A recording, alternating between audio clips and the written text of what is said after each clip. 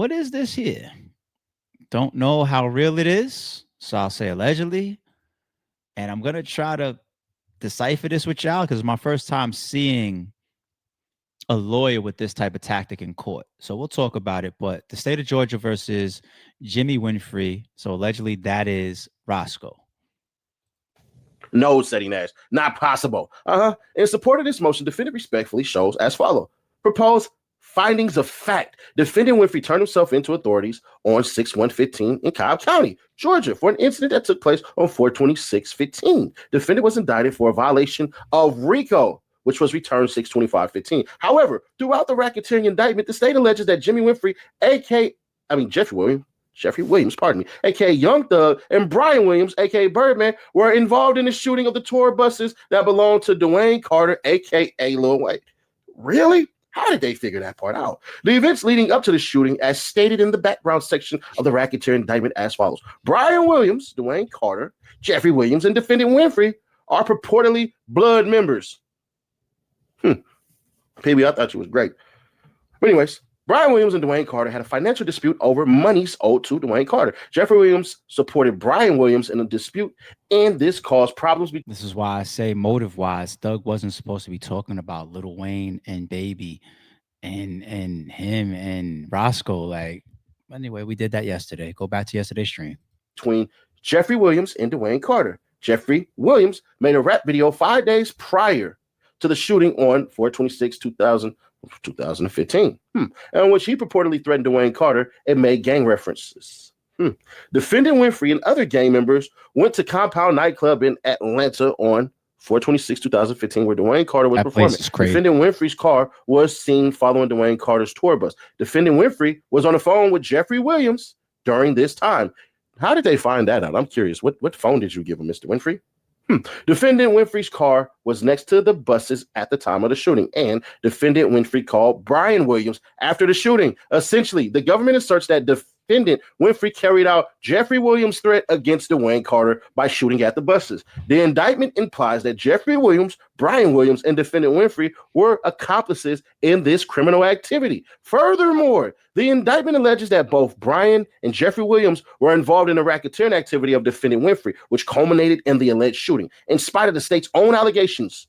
So the state said neither Jeffrey Williams nor Brian Williams have been charged or arrested as co-conspirators to this racketeering activity. So if they didn't do that, how did they figure that part out? Argument and citation to authority. The state is clearly culpable of selectively prosecuting Mr. Winfrey while wholly neglecting Jeffrey and Brian Williams' role in the offense charge. Under Georgia law, selective prosecution occurs when one, others similarly situated to a defendant uniformly have not been prosecuted, and two, the discriminatory prosecution of the defendant is based upon an impermissible motive such as race, religion, or some other arbitrary or unjustified standard. State versus again, Georgia. We ain't finna read all that.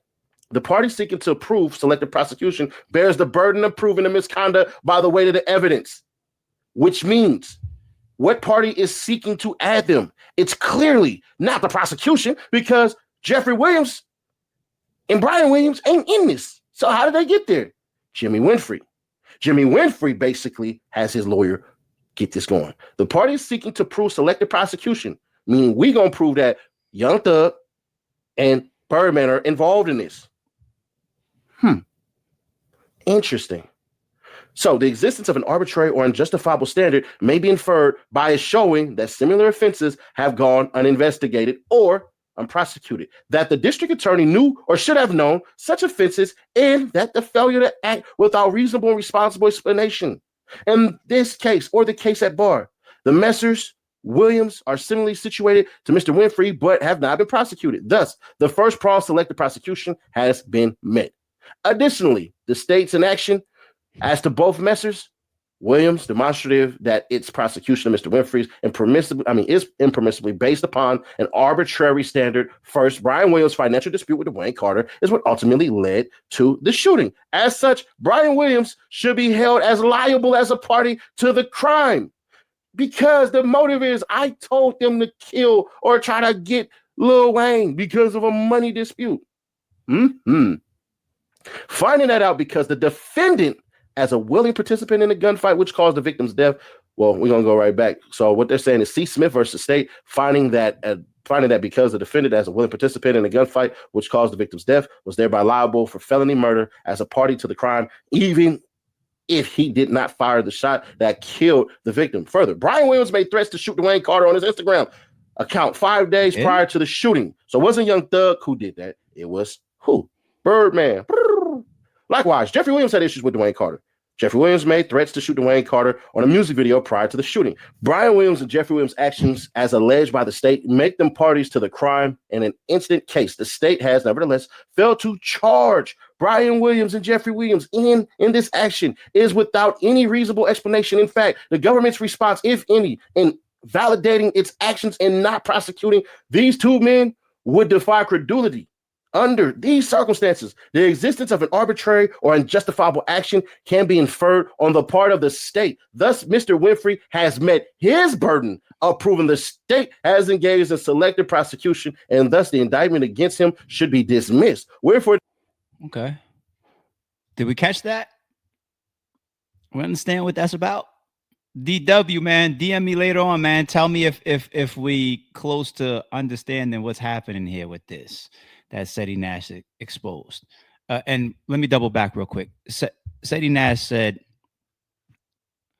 those guys should have been charged, or they should have been involved in, or it seems like that's what the lawyer, allegedly Roscoe's lawyer, is explaining. Like they should have been involved. I think the tour bus stuff, when you say that Baby allegedly said that he was going to shoot Wayne days before, whatever, and Thug allegedly has a music video where he talked about shooting at Wayne or something like that. This is the type of stuff that would make them suspects. But hey, this would actually make Thug look good, because obviously we want information about this tour bus shooting, hence the whole 2-hour interrogation audio with Young Thug. And if you're asking him about, so why would they have issues? Baby and Lil Wayne and Baby, and give me some more information. And they never got charged. Baby never got charged for the tour bus shit, even though they saying Roscoe called Baby after the shooting. So you have ties there. You got audio and interrogation narratives and motives getting discussed. But maybe they felt like they'd never had enough evidence for a grand jury when it comes to people like Baby. Maybe you just didn't have hardcore. That Baby got money. You bring him in here. There's going to be a high profile case. He's going to have a whole all-star Brian Steele type of team. And all we got is this guy called him after, for the most part, and a bunch of going back and forth over money on the internet. Do we really have evidence to say that he sent that? Hell, we just watched Govin beat that with the Young Dolph shooting, right? So maybe Baby never got charged in this for a reason. But this whole thing about selective prosecution, so that's a new legal term for me. It's obvious what it means. It's like selective politicking. Like, why are you choosing this but not this? And you're supposed to be standing on the same for both. So if this paperwork is real, what is breaking down is that Roscoe's lawyer went and submitted a filing saying, my client has selective prosecution happening in this whole ordeal that's happening. And because of that, he should be let out of his situation. Kind of like saying, if you didn't charge Wayne and you didn't charge Baby, and there's evidence tying them to this situation that you're blaming my client for, that's why he mentioned the video of Young Thug saying he's going to shoot, and the call the Baby, or saying he's going to shoot Pryor as well to Lil Wayne. If you didn't charge them, let my guy go. Oh my God. The rules of snitching, if this is true, it just now, there's also an out. If this is real for Roscoe, that's just my lawyer being my lawyer. But then your lawyer being your lawyer could also be that third party cooperation type of shit, right? Now you can't really use that.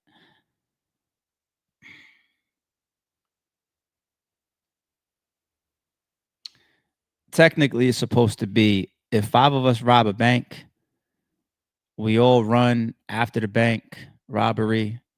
Think of dead presidents, right? Some died, some got away, some didn't, some got arrested on the spot.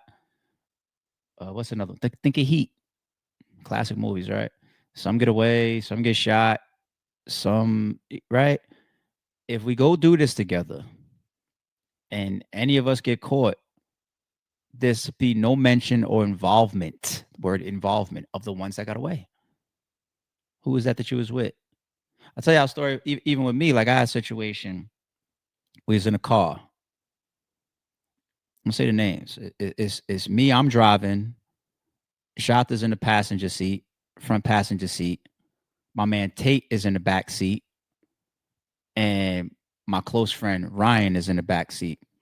Ryan is the guy that when we played that footage the other day, the Hollow versus Math footage, when things got tense, Ryan is the one that you see walk to the front of the stage. He's got a red hoodie on. He looks like a little pit bull security guard. He's not a security guard. It's one of my closest friends I grew up with, right? So when things got tense with Math and Hollow, you see him come stand next to me, right? He's also the guy in the gray hoodie during the gyms and the goods little brawl, right? That's my man Ryan. Um, Ryan and a chick he was with was also in the back seat. So there's Tate. There's three people in the back seat, shot in the passenger seat, and me driving. We get pulled over for something, but before we get pulled over, we made a stop at my man Rye's crib and let him and his girl out. And then up the block, we get pulled over. Me, Shata, and Tate is the only people in the car. Whatever happens in that situation, we end up heading to the precinct, right? Or even on the way to the precinct, the detectives asked the three of us, who was the person that you let out? And you know what we said, right? Nobody. Just somebody that, we kind of knew once upon a time like that, saw him, needed a ride, we just gave a ride. Friend of yours, what's the name? Like, nah, you don't got nothing to do with nothing. You don't involve them. You don't involve them. Even though Ryan had nothing to do with nothing in this particular situation. He had nothing to do with shit. But you don't involve other people. It's not his fault. There was another situation I remember. If Shot ever watches this particular stream, he's gonna cry fucking laughing. There's another situation. We was over by Bay Street. My Staten Island people know that that's a hot area, and these detectives, they knew us for certain reasons, and they shouldn't have, but they did. We pull over. It's me, my man, a drill. It's people you see on my gram and everything. I think Ant might have been with us. Shata. We pull over. Shata goes out. He walks into the store. Detectives run down, pull us out the car, start flipping the car. No warrant, no permission, no nothing. They just know something is in there because they swear they know us, right? Start flipping the car, right? Uh, I look to the side. Shata comes out the store, sees that we hemmed up, and goes like this. Puts his head down and walks away like he's supposed to. Right? The rest of us is hemmed up. Now they didn't get anything out of the car, so they let us go. What they did was they started asking everybody their names. My stupid ass gave my real name and shit. I was scared. I was like, yo, this one detective, I'm tired of him, son. Like he's already grabbed us before, like he's on us. You know what I'm saying? And I was scared. And I was like, he knows me already. I ain't play with him. I gave my real information. Because he got the little notepad and shit. Everybody else that was with me giving them fake names and addresses and shit. I'm the only one that gave my point being though, there was no we all together, right? We all got it out to say no, you don't add anybody. You don't involve anybody that just happened to get away. They just happened to get away. You know, that is ratting. So if that is what happened here, where it's involving other people with accountability to a shooting so that you can get off, I don't know what else to call that of what this lawyer is trying to do here with this selective prosecution. I don't know what else the lawyer is trying to do there. Y'all help me out. You know what I'm saying? I don't know if this is all real. It's all alleged. And DW, I'm doing my best to try to navigate with this selective prosecution shit. It's my first time seeing it. But I'm gonna stop there, people.